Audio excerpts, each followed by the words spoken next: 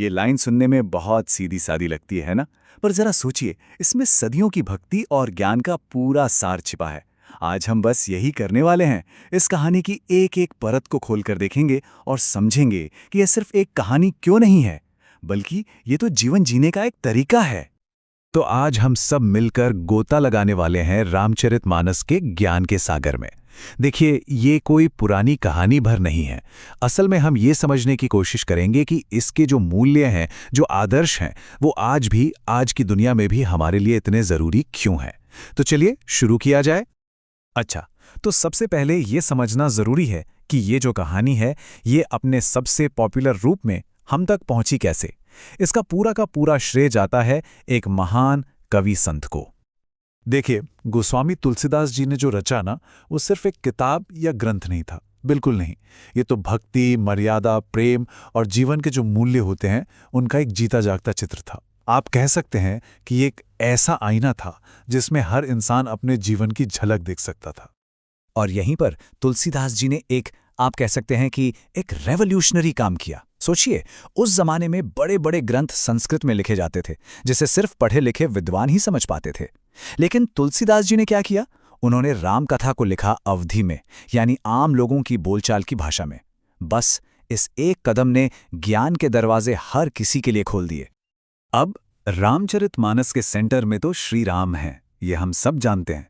लेकिन तुलसीदास जी के राम सिर्फ एक राजा नहीं है, वो इससे कहीं बढ़कर हैं। वो एक संपूर्ण आदर्श हैं। तो आइए समझते हैं कि इसका मतलब क्या है। तुलसीदास जी ने श्री राम को हर रोल में एक आइडियल के तौर पर दिखाया है। एक बेटे के रूप में वो कैसे थे, एक पति के रूप में, एक भाई और एक राजा के रूप में। मतलब हर रिश्ते में उन्होंने मर्यादा और धर्म का एक ऐसा स्टैंडर्ड सेट किया जो सबसे ऊंचा था।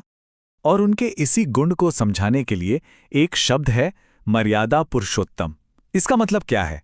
पुरुषों में सबसे उत्तम, यानी वो इंसान जो किसी भी हाल में, चाहे कुछ भी हो जाए, मर्यादा और धर्म का रास्ता कभी नहीं छोड़ता। सच कहूं तो श्री राम के कैरेक्टर को समझने के लिए ये कॉन्सेप्ट सबसे जरूरी है।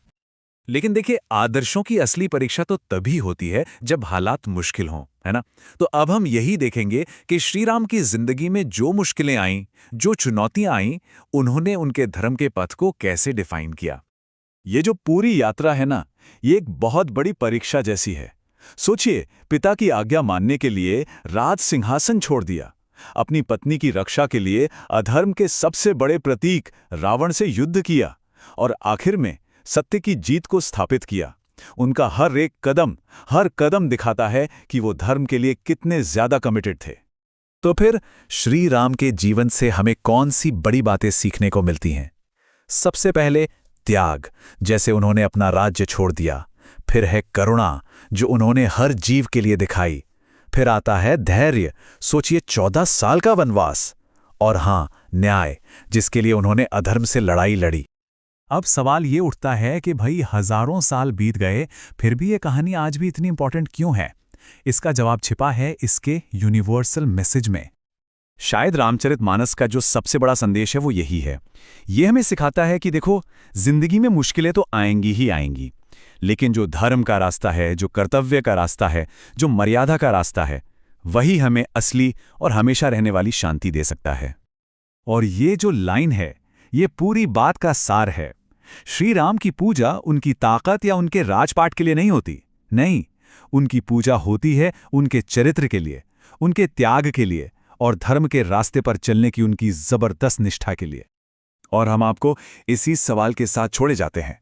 जरा सोचिए, आज की इस दुनिया में जहां सही और गलत के बीच की लाइन अक्सर धुंधली सी पड़ जाती है, क्या श्री राम का दिखाया हुआ रास्ता हमें अपना रास्ता खोजने में मदद कर सकता है?